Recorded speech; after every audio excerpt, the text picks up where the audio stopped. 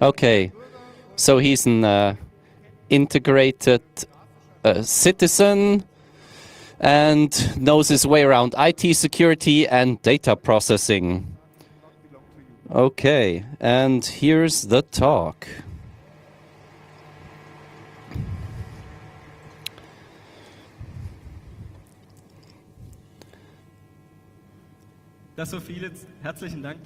Thank you. I'm glad so many people are here at this late hour. So this talk is about your health data records. It's more safe than online banking. Well, let's have a look if this is actually the case. So, Vivy, maybe some of you have heard about this. So a couple of months ago, this showed up as the electronic health record. You can exchange X-ray pictures. You can track which vaccinations you've taken. So all these health-related information you can exchange with Vivy. And you can send documents to your doctor, and the doctor can provide health data, diagnosis, and so on to you. So these are 3 screenshots of this iOS and Android app. It was published on the 17th of September at a large media echo. That was because so many private and public health insurance companies was adopted by this system. So 13 million insurers, more by now, basically paid this app in the end. So typically this costs about €5 per month, but the insurance companies basically pay this for their customers. One day after the release, there was another large media echo regarding privacy issues with this app. So somebody looked at this app, and it turns out that telemetry data is sent to different servers in the US and Singapore, and well, this isn't really kind of what we want to hear from an app that handles health record data. So that was when I got interested and downloaded this app to have a look at it. So this is the result. A month later, this was the result. Even more news coverage about all the security issues. Patient data in danger, serious security issues, and together with Thorsten Schröder, I published my work. So we're going to have a look at the things that went wrong in this Vivy app. So Vivy is for exchanging, mainly for exchanging documents between a patient and a doctor. So the patient has a smartphone, has some X-ray pics, the various documents, and wants to send them to his doctor. This goes over this Vivy cloud platform, like this. So I send my documents to the cloud. Vivy generates a session. This is a 5-digit session ID made from lowercase characters. Okay, a few already got it here in the audience. I'll continue for the rest of you. Okay, and now the doctor gets this link, maybe by email, fax, telephone, personally, and the doctor can then look at this document in this session. So, because a lot of people left here, okay, so 5-digit session ID, that's not really kind of the level of security people want to see here. So, 5-digit IDs from lowercase letters, you can basically brute force them in one day. I mean, not by hand, obviously, you write a small script and then you run this, and just to check if there's a document, and yes, indeed. So when you actually find a session ID that exists, and then you get this here as an answer. This is a set of metadata.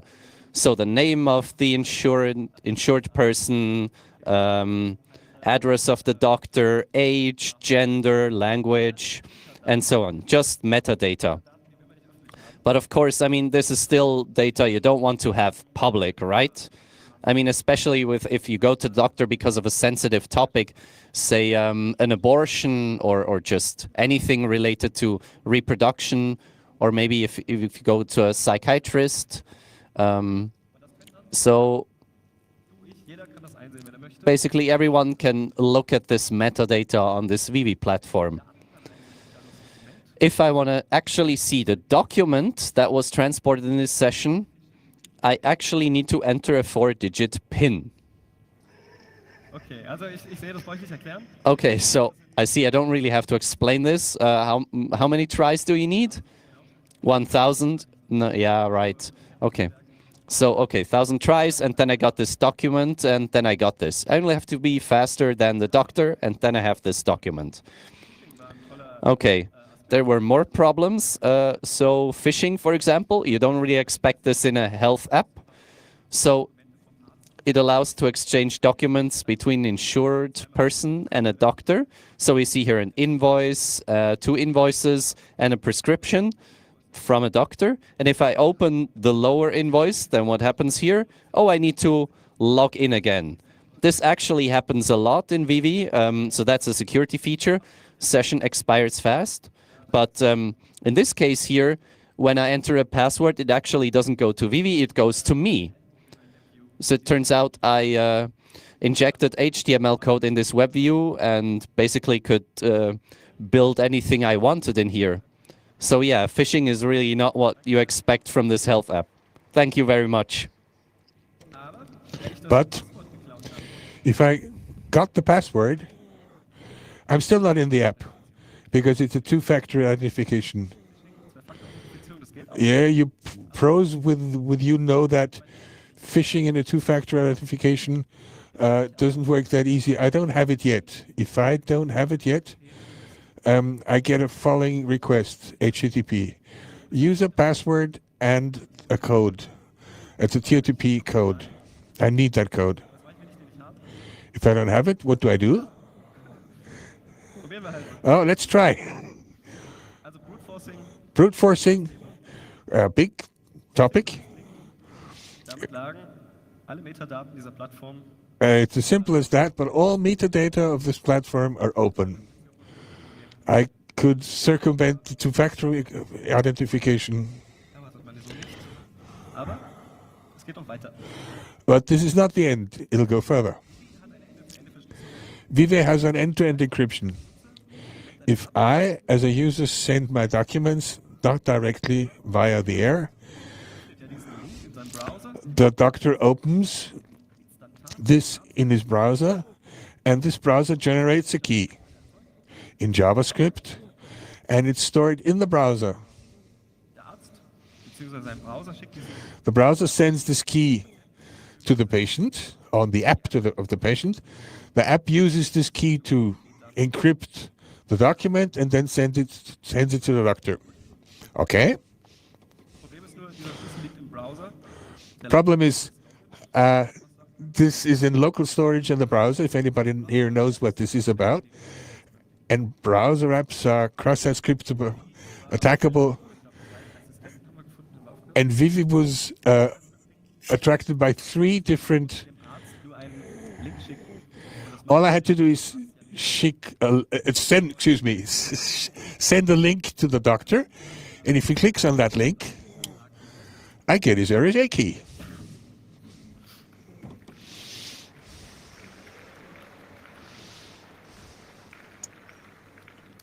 Insgesamt ergaben sich dann so über 15 Befunde. I got 15 data of high critical content. Das habe ich zusammen mit Thorsten Schröder veröffentlicht. I published that together with Thorsten Schröder. He just presented himself. Thank you very much for that. Because coordinated disclosure. Thank you very much for that. So, Aus meiner Sicht, so soll es laufen. this is how it should have been done.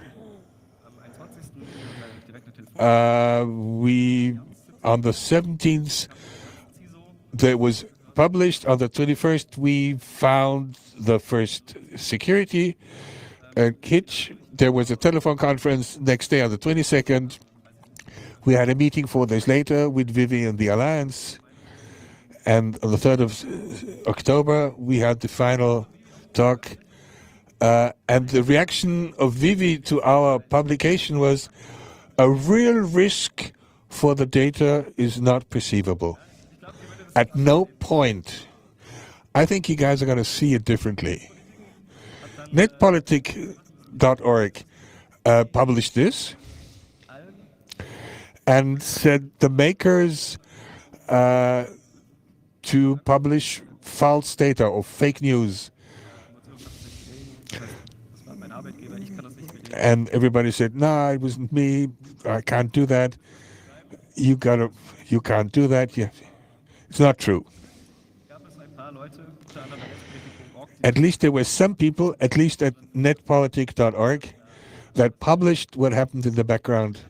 Vivy was trying to correct reporting from this and correct the contents.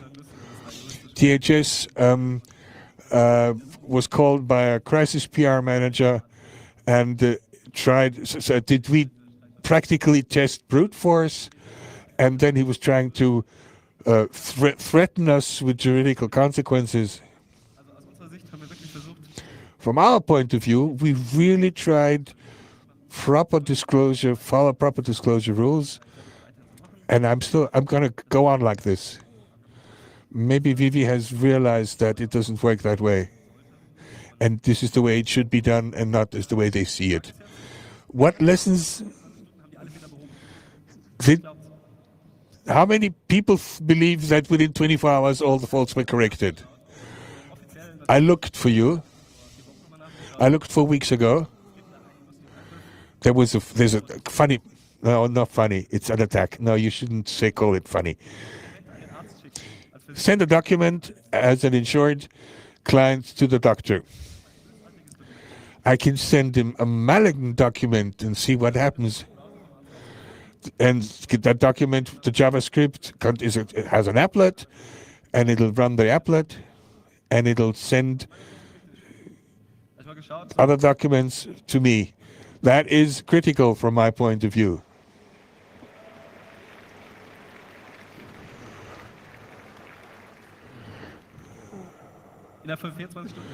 Within 24 hours, let's see, on the one hand, the attacker, and he says, the attacker says is a Vivy user.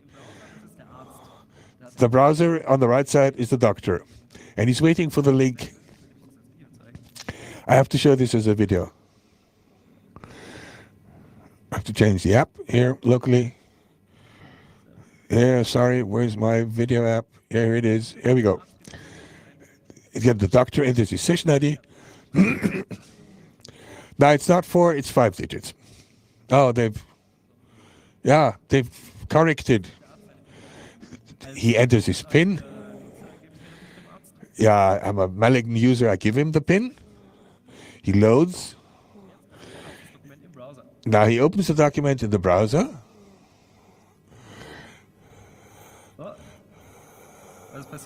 What happens? The document contains a JavaScript applet. And it's just took Peter's diagnosis and sent them to me. All to your Gesundheitsakten belong to us. It all happens in the browser of the doctor. I'm still the attacker. No, not corrected.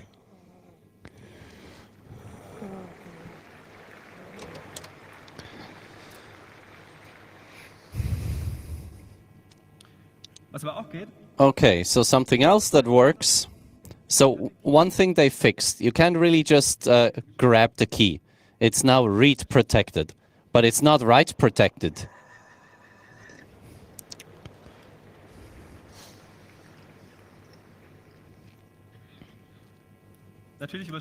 Of course, I can just overwrite your private key with that one of the attacker, because in the future, if I ever get some documents, I can decrypt this with my key. That's the problem with end-to-end encryption without identity management for the doctor, without being able to identify the doctor. This way, I really have to accept every key I get. I can't verify the authenticity. So what? There's thousands of broken apps. Why is Vivy interesting? So let's have a quick look at this e-health law. It was passed in 2015. So this introduces the kind of video doctor's appointment in 2017. In Baden-Württemberg, this actually exists. You can visit your doctor by video call and actually also get kind of remote treatment. In 2018, we had the Bundeseinheitlicher Medikationsplan. And in 2019, the first electronic patient record should be available. And by 2021, it should be available everywhere. So the electronic health record exists since 2004. Insurance companies may actually use this. It runs on the existing infrastructure, and doctors may use it, but must not. And the electronic patient record needs separate IT infrastructure as a minimum requirement. And it's also mandatory to support for doctors. This is starting in 2019. So there was an update this year for this e-health law because IT infrastructure and health card, it's not really running smoothly, so we need to do something. So our Minister of Health said, tablets and smartphones, that's the way we want to access our health records, and this Gesundheitskarte is old-fashioned.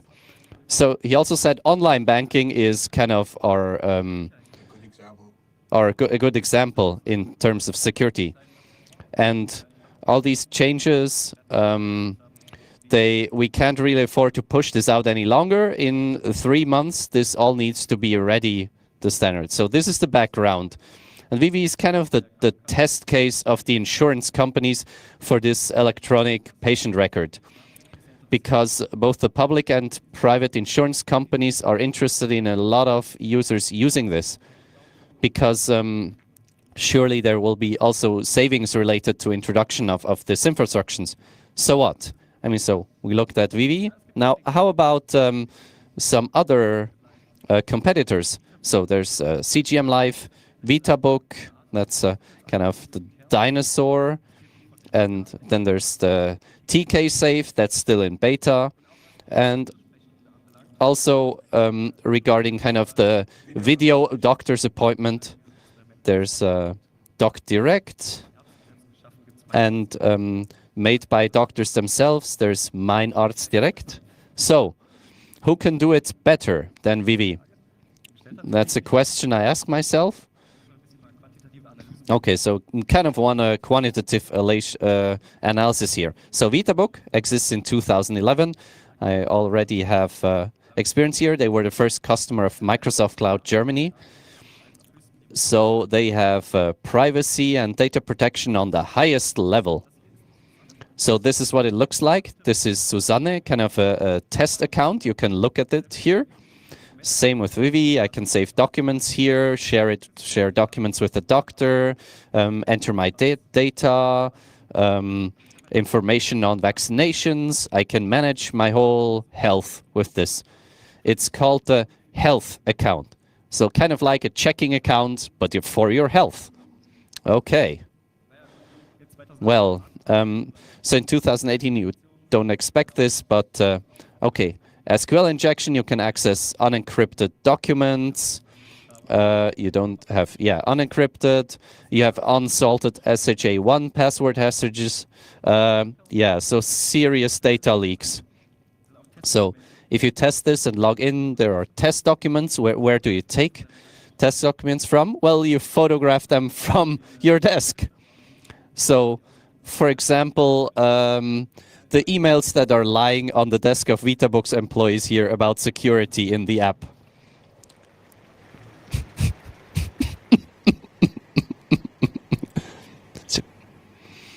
Okay. Yeah, so this is kind of some findings from ITsec analysis, and so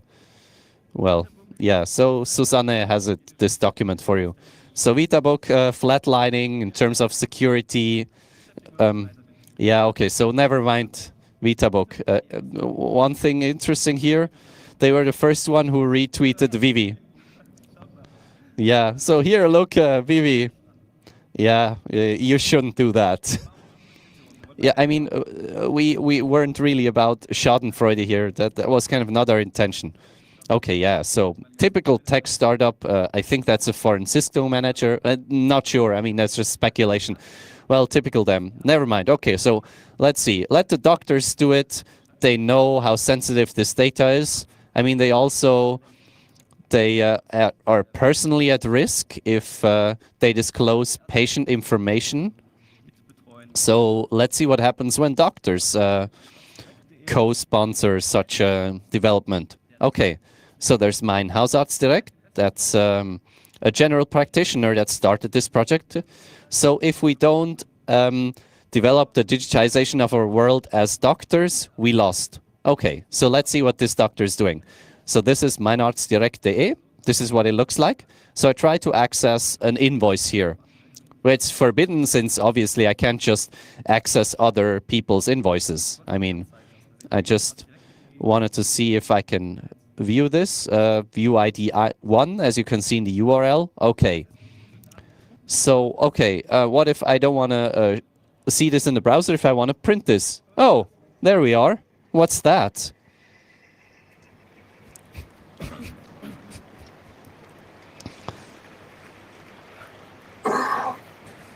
Unglaublich.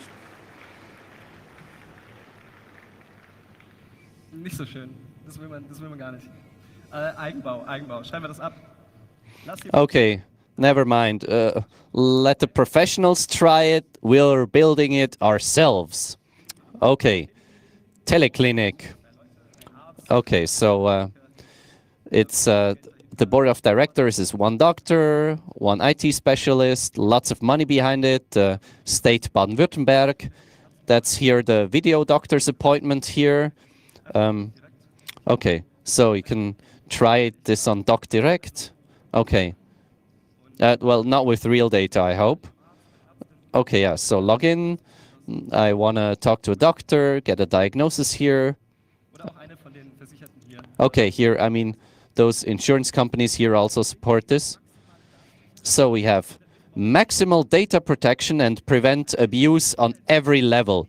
We have a 4-stage security system which offers the highest data security in Germany. Applause, please, for Teleclinic. Okay. So, if I want to change my password at Teleclinic, it looks like this. You have in red here my user ID, and in yellow my password, my new password. And I sent this HTTP request. Okay, so I asked myself, what happens if I change my user ID here? Oh, yeah, your password has been changed.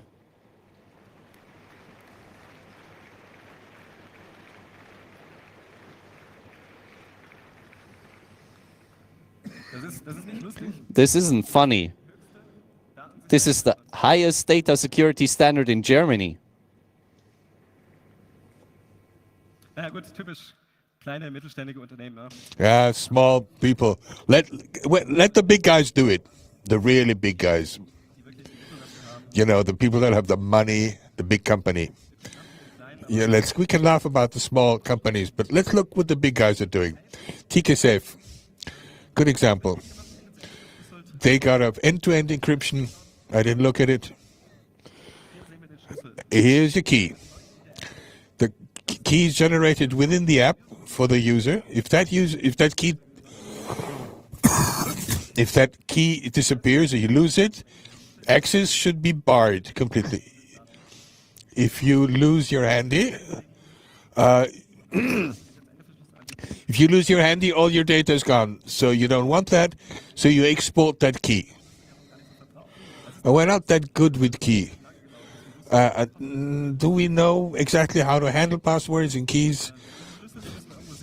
This key we got to export and save somewhere. How do you do that? It's as a QR code in your gallery. Oh yeah, in the gallery. Here's the path. That's an Android screen. There's the QR code. Yeah. That's in the public gallery on your handy. Oh, Google Pictures will have it, and all the other apps can. If you replace the key with a passport, and it says please store your password in unsalted clear text in your gallery. schwer das ist, sowas richtig zu implementieren. And this shows how difficult it is to implement this. It's TK safe, it's only beta. They're not live on it yet. Da anmelden, wenn ihr möchtet. You can go and try it. Small Die schon lange dabei sind. errors happen. Let's go to those that CompuGroup, CGM Live. people that have been around for a long time. CompuGroup, 5,000 people, 6 million turnover a year in 55 countries. They got a platform. These people gotta know how to handle it. It's a secure medical cloud. Many different apps. Many different apps run here and use the CGM cloud and exchange data via this. Diese Anwendung. Some of these apps use two-factor authentication. If you're with AXA, which is an insurance, I'm privately insured at AXA. You should know. Don't show who it is. You need an authenticator code. Das ist diesmal richtig gemacht, nicht wie bei Vivy, da kann ich nichts brute forcen, das ist schwer sicher. Yeah, you can't brute force it that. It's a platform. Ich kann entweder über AXA da reingehen. Maybe I use AXA, but I could use somebody else. I go CGM. I use CGM Live for access, and I don't need two-factor authentication. Hat verschiedene Türen zum Haus. That's a bit stupid. I mean, what's the use of having two doors in a house? One is saved, and the other one is just open, or you can open it with a single key. That's the same happens as with Vivy. Probably Vivy copied from them, and not because they're the older ones. I can 6-digit PIN. I get a 6-digit PIN. I give this PIN to my doctor, and the doctor uses then this 6-digit PIN to access to my file. 6-digit PIN is brute forced pretty easily. Okay, here we go again. And I got all the access to the health data, and Erstaunliche Parallele. take it all off. Okay, there's another parallel. The big problem of this platform is Macht alles richtig. Versucht it makes everything properly and right, but it got an elliptic curve, encryption implemented. Yeah, it's on the client side. There's no passwords exchange via the cloud. I just send my email address. I get my public key back, and oops. Warum heißt das? Why do I get a secret code if I just send my email? It's a key derivation secret. I got a key derivation function. Hier gebe ich mein Passwort. I give my password. I give my secret that I get here. Client-Seite. Oh, I get client side offline my private key. Das Passwort. Wow. Access to all that. If I got the proper, if I took the proper password, I get my private key. Or the other guy's private key, and I log in as him. And if it's not right, I'll have to try again. If I'm not Mr. Meyer, I just try as long until it works. I got his public key, and I have his secret. I don't have to. I can do it offline. I'll download it. Excuse me. And they patented the whole thing, including that error. Don't copy it. It's not worth it. Ja, ich habe mal geschaut, ob das überhaupt relevant ist. Ja. I looked at if it's relevant. Hat auch Dropbox genommen, also ich dachte, das passt ja so. Oh, they took Dropbox. Oh, online banking. Yeah, same. Alle Deutschen da runtergeladen. And I took all the email addresses of the Germans I found there, and I found who's recorded with CGM. I took a dictionary, and let's see how many passwords I can take out of there. And they're not very creative. Wer erwartet? I would have expected more from the Germans that are so high-nosed with their 3% of all Dropbox users were CGM users, and I had them on my little notebook 3 years ago. I could handle that.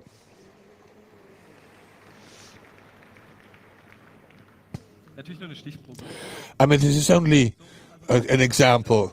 We sort of looked at, no, not yet. They're not quite as they say that. Oh, there's the prescription account that's CGM based as well. There's DocDirect, Teleclick, the TKSF. All those they're all not quite make it. And we're still not talking about online banking. Sorry. Okay, so what? I mean, there's no perfect security. You will never reach that. So, I mean, you have to, this is a numbers game. You have to look at the probabilities.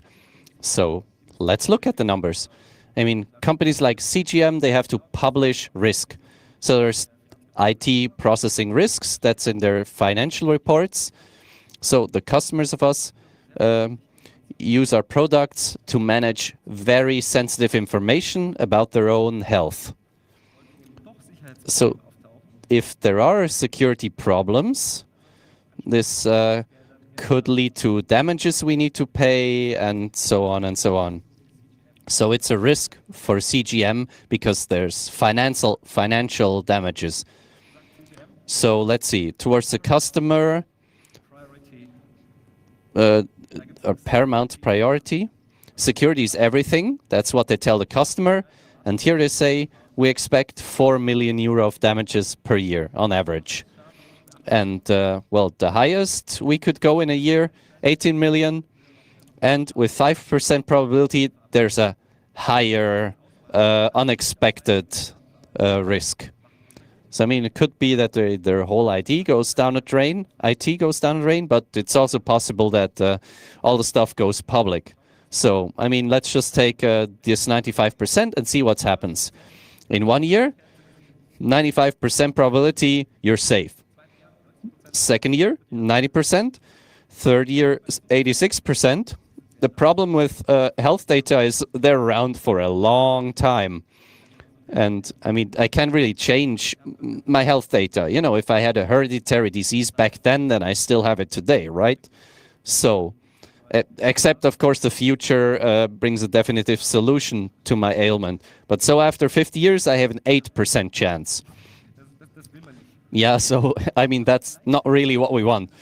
So, but maybe these 5% are just unrealistically high or maybe that's not also just patient records public, or maybe they made a mistake. Let's have a look at the US. So in the US, on average per year, 30 million patient records were stolen. And those were just the ones that had mandatory disclosure. So yeah, that's 10% of the US population. I mean, I just estimated 5% before, so I mean, that's reasonably close. Then we have Norwegian in 2018, so it's not just the Americans. Here we have 3 million affected documents this year. Yeah, so you're now very well known towards an unknown attacker in terms of your health records. Then in 2016, there was another case here. 2 CDs with almost all medical records of the Danish population accidentally went to the Chinese visa ministry in Copenhagen.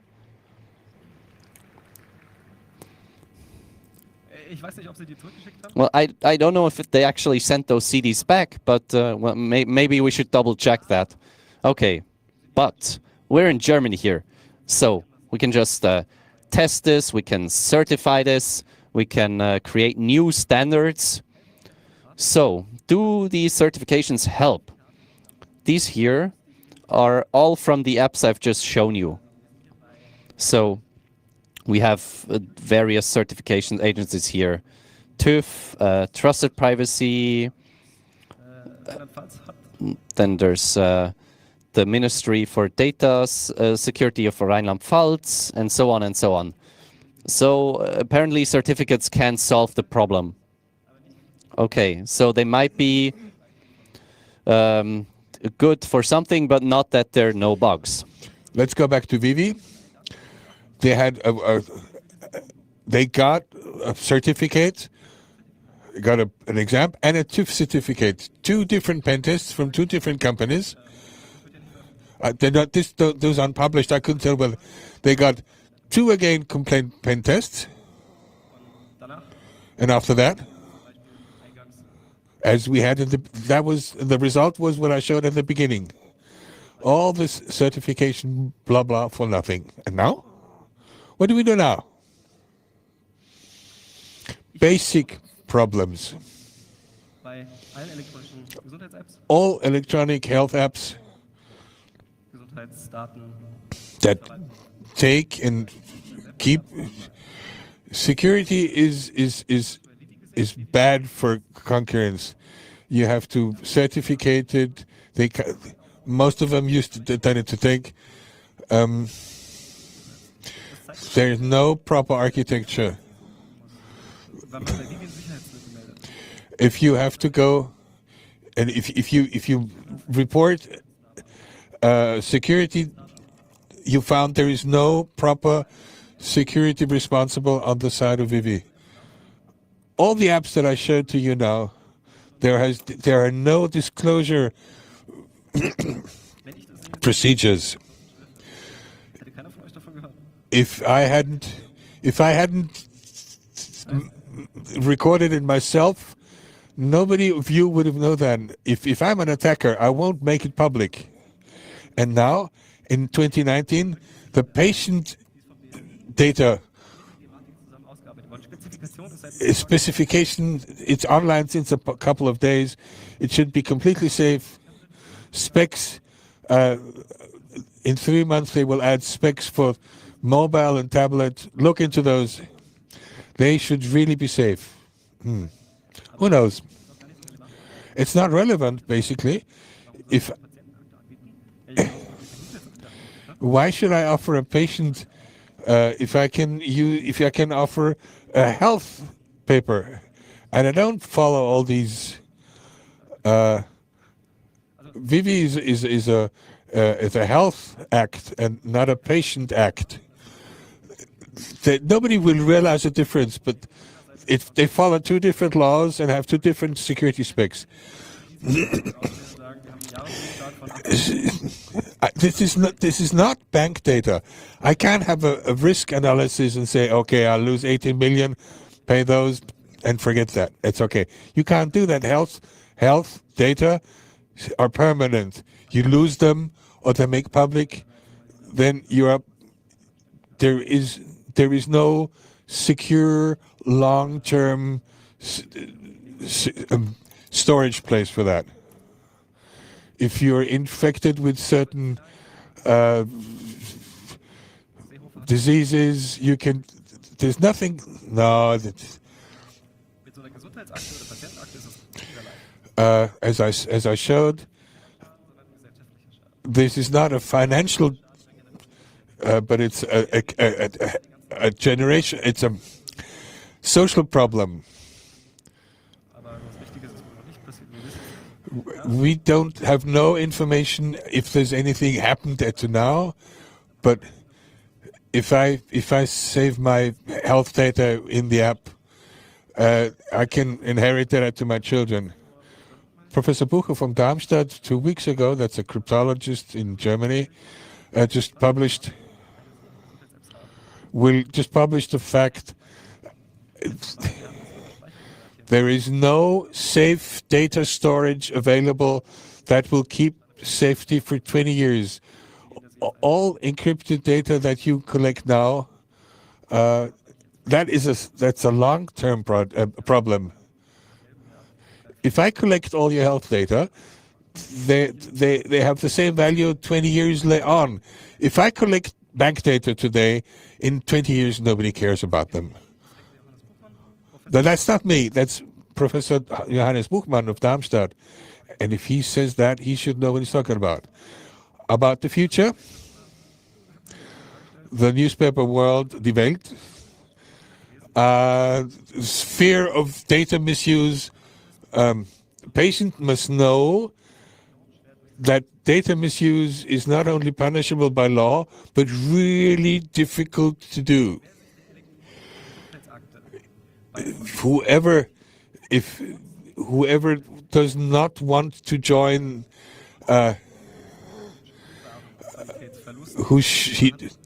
whoever one does not want to join should not have disadvantages, but will not be treated quicker or faster. And the resume is,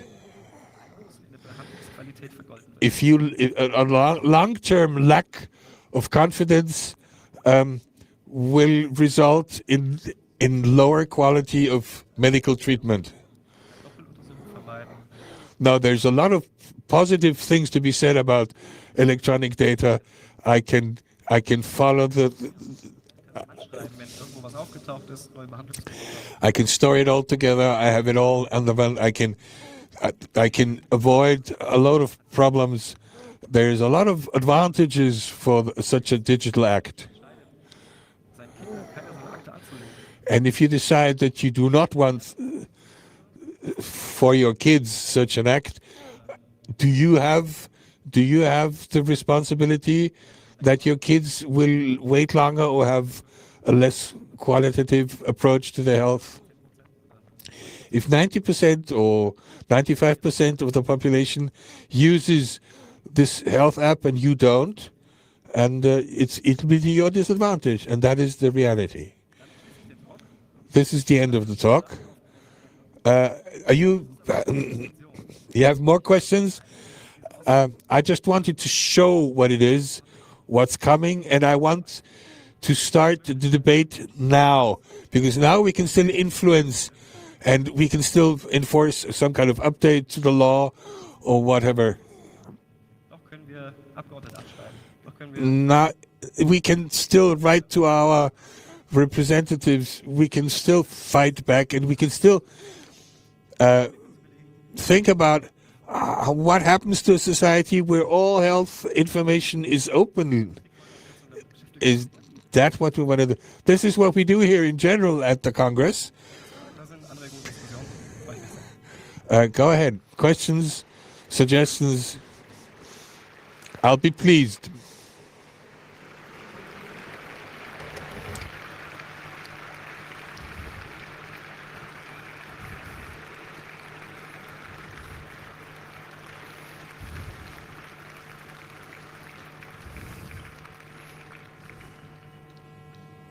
Sind denn Fragen aus dem Internet da? Sind Fragen aus dem Internet? Also, mit der vom Anfang erstmal. So about using Vivy and how does it work there with identification systems? Or can you use a throwaway email address or something? So with Vivy, you need to record a video of yourself with your actually photo ID. And, you know, I have a twin, so I wanted to test this with him. So, and basically, the doctor then checks the data on the photo ID and records this in the Vivy system. There's also different methods for different insurers. So I have a question here. So this awesome software, how much did this cost, Vivy? So Bitmark developed this. I don't actually know, but this would be a project for Frag den Staat. Okay, microphone 8. Hello. Ich hatte überlegt, nur einen Kommentar zu geben. So I just wanted to give a comment, but I phrase it as a question. So, beim vorigen Talk ging es diese Venenbilder. A few talks ago we had these images used for biometric identification. Wie war sein Name? Ich hab's vergessen. Er meinte, wir müssten mal in der Datenschleuder dann die Venenbilder von irgendeinem Minister haben. In the Datenschleuder we need to publish those images of a famous minister. I mean, we really need the patient record of a minister. Und das ist meine Frage. So this is my question. Can we do that? Yeah. Probably not. This won't be well respected in society at large. I think so, but I mean, other people have another opinion on this, but yeah. Microphone 4. In den letzten Tagen ging eine Meldung durch die verschiedenen So, Zeitungen. We had news articles in the last few days that Miss Dote Bear, that the problem of digitization in the healthcare system, there was an OECD report where we came second last, and the problem is data protection, and we need to remove barriers there. I mean, we can't say we compare Germany to the rest of the EU because we all have the same legal framework in terms of privacy. So I don't really understand the argument. Everybody has plays in the same ball court here. And as I said, Norwegian, they had this problem. So yeah, I'm not sure about reducing the privacy here. I think the opposite should be the case. Next question from the internet.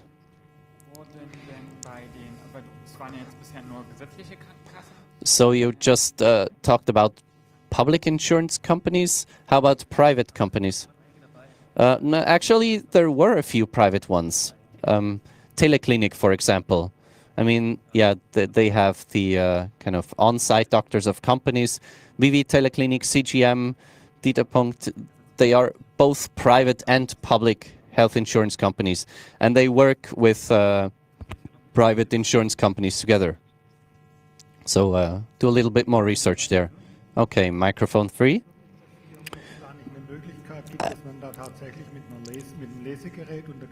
So is there a possibility to do something with the reader and the health card? I mean, everybody of us has this chip which could manage keys. And I mean, couldn't we build something on the basis of this, a secure authentication system? That's a good question. I mean, yeah, we have a trust anchor, this card that actually already has a private key on it. Yeah, so the problem is, of course, you don't have an USB card reader that you can attach to your smartphone. And the idea is that you can do it with your smartphone, just like online banking. Otherwise, nobody's going to use it. Then there's no benefit to the health insurance companies.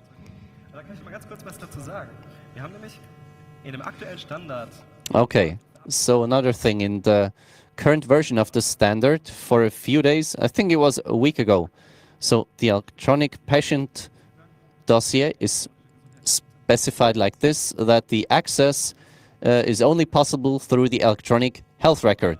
But, of course, nobody's ever going to use this except a couple of weirdos that, yeah, attach their card to the PC and run an Android simulator. So nobody's going to use this.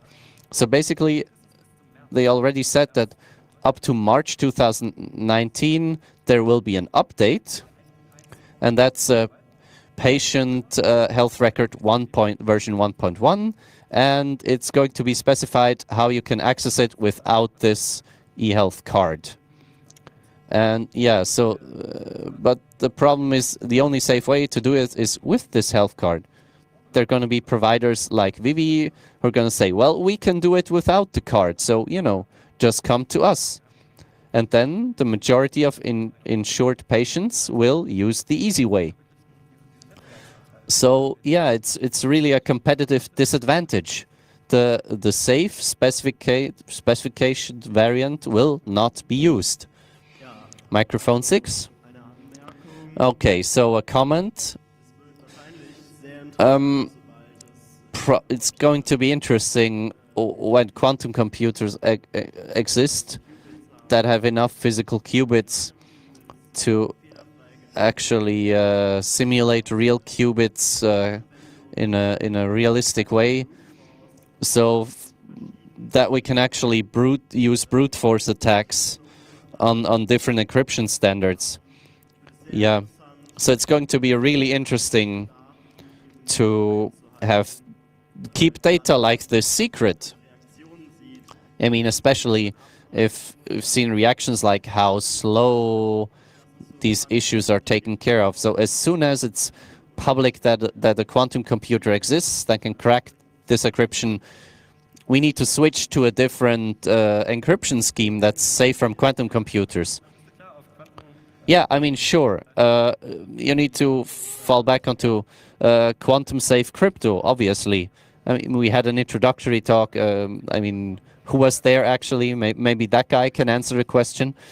The problem is, we can't really say if an algorithm we have today still is safe in 20 years, even if it's a quantum safe crypto algorithm.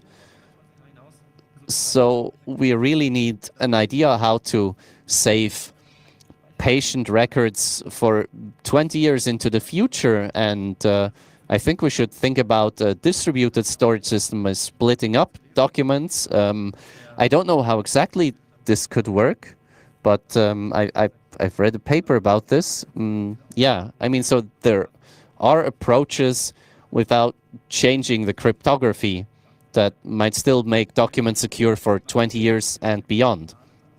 The problem is the specification requires a central data storage. Microphone 5.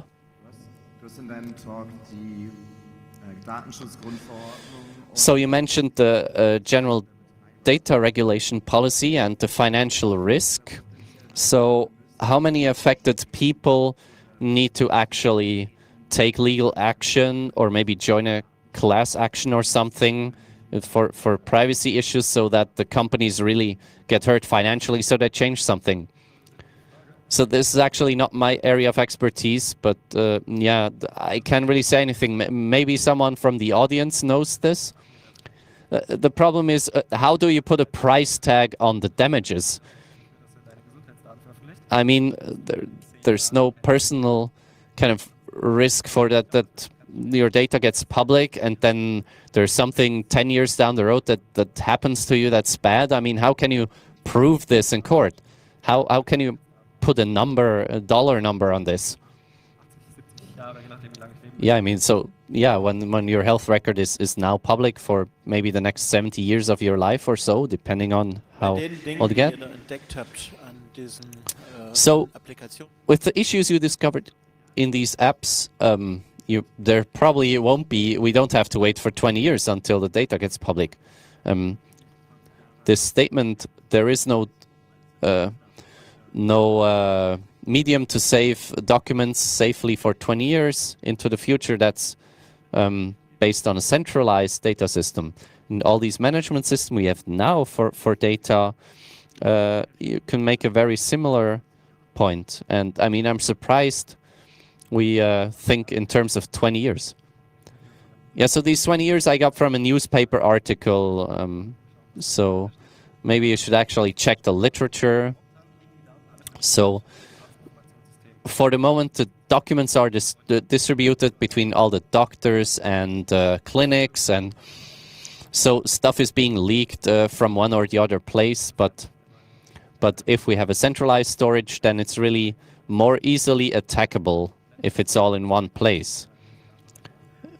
And yeah, it's also going to be used more, and there's a single place where I can actually steal a whole lot of documents. Or where was this question going? So you mentioned CGM. They have several competitors that they bought, and they offer to their doctors that they can convert data from the other products, since they don't offer those anymore, and then your data basically from the doctor gets converted. So there is already, it's somewhat centralized.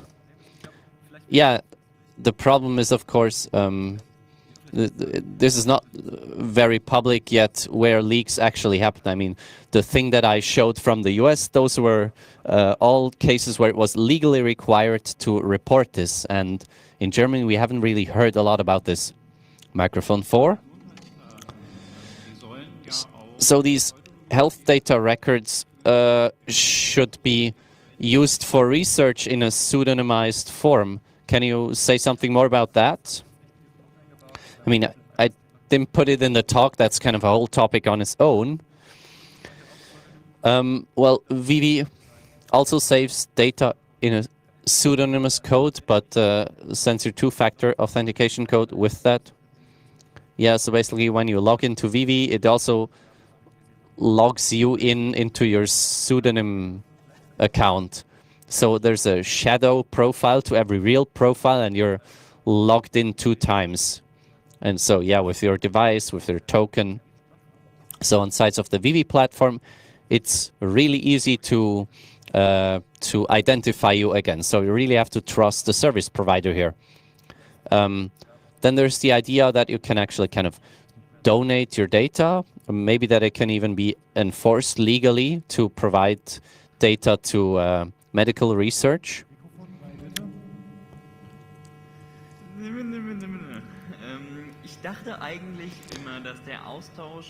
I thought the exchange of encrypted documents or just sensitive data was solved in the places I can look into.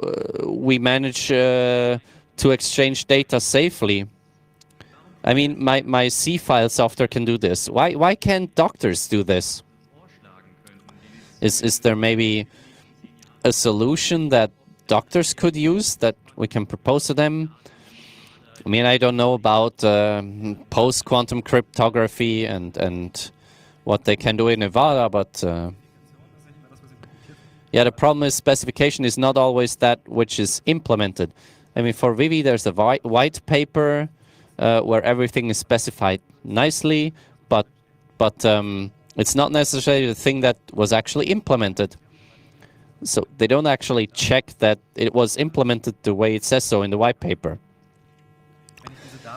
And so what was the question again? Is there an alternative we can offer the doctors now to exchange documents with the patients? It's very, very difficult. Try to have it as decentralized as possible. I can't really recommend anything. I mean, print it out and fax it to them. Yeah. I don't know. And the problem is, you know, he's right. So if we have end-to-end encrypted, maybe with PGP, then you need to exchange keys. You need to verify the keys. This needs to be automated somehow. And, well, I mean, this is missing now. So we have the IT infrastructure for the doctors now.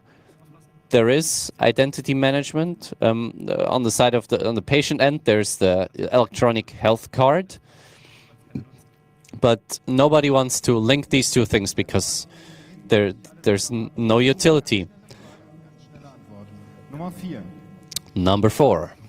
What's the difference between health data and patient data? So the health record and the patient record. So when you have a patient record, the doctors have to save it in that. The health record use is optional. So another question to Vivy. So the private key was saved in as a read encrypted, read protected in the browser of the doctor. So the web crypto API allows you to mark a key as exportable or not. So there's an object. It prevents access as long as the JavaScript engine is implemented correctly. So you give your data in there, and the engine does that crypto. Yeah. So you have an object, and you have a method encrypt and decrypt, but you can't access the key. Okay. Want to share an idea here that's not really on a technical level, but yeah. So all health records are sensitive, especially things like abortion, as you said, or my HIV state or psychological disorders. And I mean, an idea would be to that we network with interest groups that actually are in these domains, just to kind of see what they want or what they have. I mean, technically, in the end, this type of information is going to be public, and it's more a question of how, as a society, will we deal with it when that happens. this is actually what I want to say with my talk. So we have, I mean, the technical things I've talked about, but we as a society have to ask ourselves, how do we deal with this? Barrierefrei, ich kann durch euch nicht durchschauen. Bitte einmal Mikrofon 3. Okay, another question. So another comment. So about a year ago, I got a mail from CGM. I found this one again. So from a doctor, I got a link. It's HTTP, first of all. And I was supposed to enter my personal information on this site. And I said, well, I'm not actually going to do this. I mailed them. I would rather have HTTPS. And I got the answer regarding the encryption. So they said they have an internal secure connection and data is transferred in encrypted form, and that's legally required. So that's the answer I got.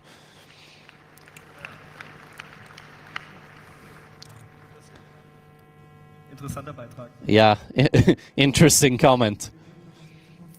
Yeah, so that's the kind of quality we can look forward to.